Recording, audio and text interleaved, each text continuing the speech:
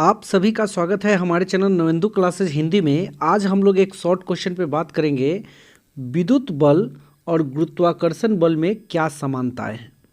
हम लोग जानते हैं कि विद्युत बल जो है दो आवेशों के बीच लगता है। अगर दो आवेश Q1 और Q2 हो r दूरी पर, तो उनके बीच लगने वाला विद्युत बल का सूत्र होता है K गुने Q1 Q2 by R square, जहाँ K का वैल्यू 1/4πε0 के बराबर होता है, जो कि 9 गुने 10⁻9 न्यूटन मीटर स्क्वायर पर kg स्क्वायर के बराबर होता है। उसी तरह से अगर दो द्रव्यमान m1 और m2 r दूरी पर हों, तो उनके बीच लगने वाले गुरुत्वाकर्षण बल का सूत्र होता है G गुने m1 m2 by R square, जहाँ पे G जो है गुरुत्वाकर्षण नियतांक है, जिसका वैल्यू 6.67 गुने 10⁻11 न्यूटन मीटर स्क्वायर पर kg स्क्वायर होता है।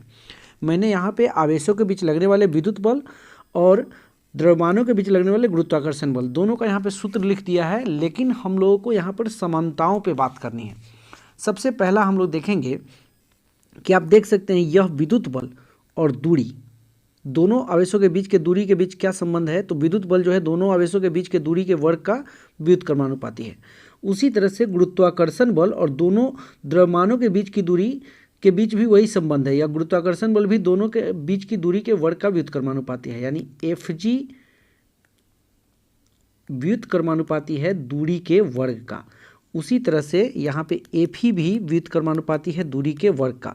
तो पहला समानता हो जाएगा कि विद्युत बल और गुरुत्वाकर्षण बल दोनों दूरी के वर्ग का व्युत्क्रमानुपाती होते हैं, यानी दोनों व्युत्क्रम वर्ग नियम का पालन करते हैं। पहला समानता।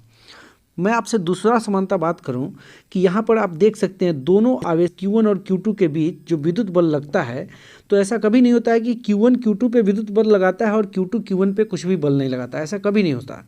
Q1 Q2 पे बल लगाता है और साथ ही Q2 भी Q1 पे बल लगाता है, यानी आवेशों के बीच जो विद्युत बल लगते हैं वो पारस्परिक होते हैं।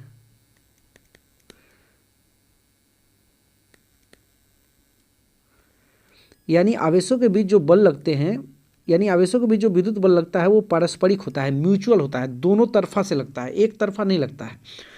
बिल्कुल इसी तरह से द्रव्यमानों के बीच लगने वाला जो गुरुत्वाकर्षण बल है, यह भी एक तरफा नहीं लगता है, दोनों द्रव्यमान वाले पिंडों द्वारा, वस्तुओं द्वारा एक दूसरे पर लगता है। यानी यह भी एक म्यूचुअल बल है, यह भी एक पारस्परिक बल है, एक तरफा नहीं लगता है। तो ये दो समानता हो गया। दूसरा समानता हो गया कि दोनों बल जो हैं पारस्परिक बल हैं, म्यूचुअल फोर्स है। आप विद्युतीय बल के खिलाफ अगर विद्युतीय क्षेत्र में किसी आवेश को अगर एक बिंदु से दूसरे बिंदु तक ढोकर ले जाएंगे, तो उसमें किया गया कार्य जो होता है वो उन दोनों बिंदुओं के विद्युत ऊर्जाओं के अंतर के बराबर होता है। WAB = UB - UA। उसी तरह से अगर आप B से A ले जाएंगे तो UA - UB, अगर आप दोनों को जोड़ेंगे तो यहाँ पे 0 आ जाएगा। तो इस तरह से टोटल ABBA, यानी A से B और फिर B से A ले जाने में का टोटल जो वर्क डन होगा, कार्य जो होगा वो 0 होगा। इससे यह साबित हो गया कि विद्युतीय क्षेत्र में किसी आवेश को एक चक्र में, यानी A से B और फिर B से A, अगर एक चक्र में अगर उसको ले जाया जाए तो उसमें किया गया कुल कार्य 0 होता है। और ऐसा बल जिसके द्वारा या जिसके विरुद्ध किया गया एक चक्र का कुल कार्य 0 होता है, उसे संरक्षी बल कहते हैं। तो यह पहला तय हुआ कि विद्युत बल एक संरक्षी बल है। और उसी तरह से गुरुत्वाकर्षण क्षेत्र में भी किसी द्रव्यमान को एक बिंदु से और दूसरे बिंदु तक हम ले जाते हैं, तो उसमें भी किया गया कार्य दोनों बिंदुओं के गुरुत्वीय स्थिति ऊर्जाओं के अंतर के बराबर होता है। तो वहाँ पर भी आप देखेंगे तो एक चक्र का कुल कार्य जो है 0 होगा, और इस तरह से गुरुत्वाकर्षण बल भी एक संरक्षी बल हो गया। तो तीसरा समानता हुआ कि दोनों बल जो है संरक्षी बल होते हैं। अब मैं आपको चौथा समानता बता रहा हूँ। जैसे आप देख सकते हैं दो आवेश Q1 और Q2 हैं। A पर आवेश है तो Q1 द्वारा जो बल लगेगा Q2 पे, वो इन दोनों को मिलाने वाले रेखा जो है उसके अनुदिश लगेगा। उसी तरह से Q2 द्वारा Q1 पर भी बल जो है इसी रेखा के अनुदिश लगेगा, चाहे वो बल आकर्षण का हो चाहे विकर्षण का हो। अगर हम Q2 को उठाकर B पर रखते हैं, तब भी Q1 द्वारा Q2 पे जो बल लगेगा, इन दो Q2 को Q1 से मिलाने वाली रेखा के अनुदिश लगेगा। अगर हम Q2 को उठा के C पर रख दें, तब भी Q2 पर Q1 द्वारा जो विद्युत बल लगेगा उस Q2 को Q1 से मिलाने वाली रेखा के अनुदिश लगेगा। और ऐसा बल जो किसी वस्तु पर उसको किसी बिंदु या केंद्र से मिलाने वाली रेखा के अनुदिश लगता है, उसको केंद्रीय बल कहा जाता है। तो इस तरह से विद्युतीय बल जो है एक केंद्रीय बल है। उसी तरह से M1 द्वारा M2 पे जो गुरुत्वाकर्षण बल लगेगा, वह गुरुत्वाकर्षण बल M2 को M1 से मिलाने वाली रेखा के अनुदिश लगेगा। उसी तरह से M2 द्वारा M1 पर जो बल लगेगा वो भी M1 को M2 से मिलाने वाली रेखा के अनुदिश लगेगा। अगर M2 को उठा के अगर हम B पर रख दें, तब भी M2 पर M1 द्वारा जो बल लगेगा उस M2 को M1 से मिलाने वाली रेखा के अनुदिश लगेगा।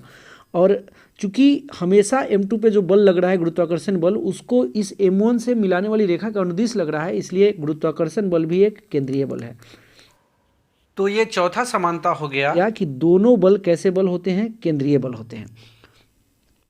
मैं आपको पांचवा समानता बताऊं कि दोनों बल निर्वात में लगते हैं। निर्वात में गुरुत्वाकर्षण बल भी काम करता है और निर्वात में विद्युत बल भी काम करता है।